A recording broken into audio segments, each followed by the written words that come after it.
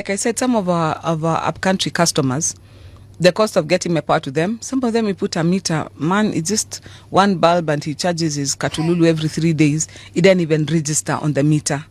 As in me keeping the meter alive is costing me money, and what he's spending is not even perceptible on the meter. So if you load a token for 500 bob, you can keep it for 6 months. There's a side of electricity in Kenya most people never see until it hits them hard. Imagine being quoted over 1 million Kenyan shillings just to get connected, or paying 10,000 Kenyan shillings every month for just lights and a few devices, or even worse, having power but the system itself doesn't make economic sense. With a client of mine over the weekend, and he told me that he has a small factory where he makes juice and water, and a month he says he pays 2.5 million in power.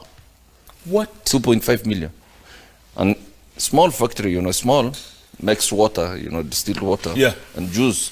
He says, he's about to close, and people will close because you can't afford 2.4 million power every month. Every month. But even in my house, I pay 250,000. It's crazy. How much do you pay? 250,000 a month. Yes, I don't have a factory there in my house. So power is expensive in this country, and it's not. And I think basically it's the way they calculate.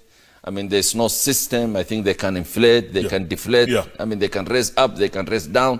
I think they need to do a proper investigation on how even peeling is done for power in Kenya. I've just gone through real examples, and what's happening behind the scenes will change how you think about electricity forever. Let's start with the bigger picture. There's a clip explaining why Kenya Power and Lighting Company struggles to supply electricity in rural areas. Some of our upcountry customers, the cost of getting my power to them, some of them we put a meter. Man, it's just one bulb and he charges his katululu every 3 days. It didn't even register on the meter. As in me keeping the meter alive is costing me money, and what he's spending is not even perceptible on the meter. So if you load a token for 500 bob, you can keep it for 6 months. The truth is simple but uncomfortable. It costs a lot to bring power to remote areas, but the people there use very little electricity. That mismatch is where everything starts to break down. Think about what it takes to connect just one rural home. Power lines stretched over long distances. Poles, transformers, technicians, maintenance, all of that investment just for one household. Now here's the problem. That household might only use one bulb, occasional phone charging. Sometimes a single token lasts months. So from a business perspective, the cost of serving that customer is high, but the revenue coming back is almost zero. And this is where those shocking stories come in. Humor me before you tell me about your own energy. How much do you pay in electric bills a month, plus minus? When there is a low season, we pay 700 million per month to Kenya Power. 700 million shillings? When it is low season. Otherwise, we pay 800 to 900 million Kenya shilling every month. That's like $1 billion shillings? Every month to Kenya Power. I must be the largest. They should give me the award, but I never got it. They are always at the doorstep too. People being quoted by KPLC 800,000 Kenyan shillings, 1 million Kenyan shillings, or more just to get connected. Some well-to-do Kenyans are even paying over 2 million to KPLC for a transformer to be brought to where they have constructed their luxury mansion in a rural area. At first, it sounds crazy, but now you understand why. You're far from the grid. New infrastructure must be built just for you, and the system knows it may never recover that cost, so the burden gets pushed to you. Now let's talk about a real case. A Kenyan shared his experience, paying over 10,000 Kenyan shillings every month for a rural home. No factory, no heavy equipment, just basic usage. After years of frustration, he switched to solar. And what happened next? His electricity meter literally stopped moving. Units used? 0. Bill? 0. From 10,000 shillings a month to nothing. So let's put everything together.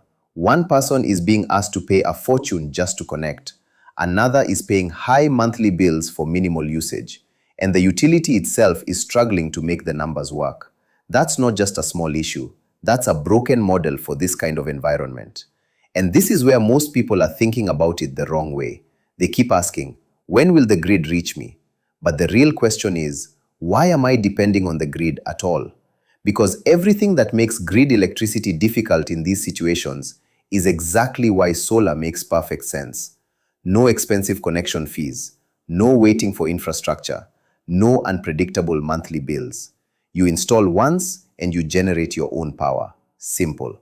So whether you're facing a 1 million shilling connection quote, paying high bills for low usage, or tired of unreliable electricity, there is another way, a smarter way.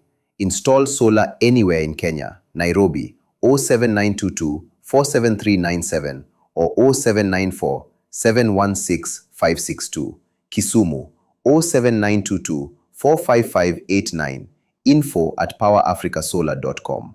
Stop waiting for the grid to make sense. Start generating your own power. Any other installations, reach out to us on info@powerafricasolar.com and the contact details below, and we'll get to your site. Thank you.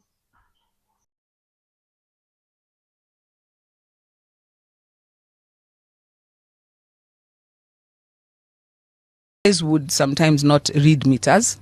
I mean, a guy would just sit down and send readings and do whatnot, and that thing cost us a lot of heartache, because what would happen was the day he eventually gets around to reading the meter, or the day somebody else takes that bit and goes around and reads meters, what the system does, it autocorrects.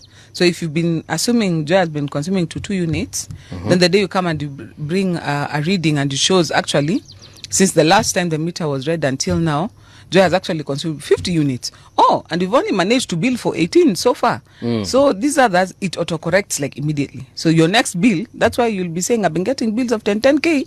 Then 1 month I get a bill of 70K. Where did this extra 60K come from? Yes. It's because now between the last time the meter was read and the next time the meter was read and what you've been billed in between, now it just autocorrects. It's like, oh, okay, so we've billed, we've received, but we haven't received to this extent. Now to you, it comes as a shocker. Yeah. Where did all this come from?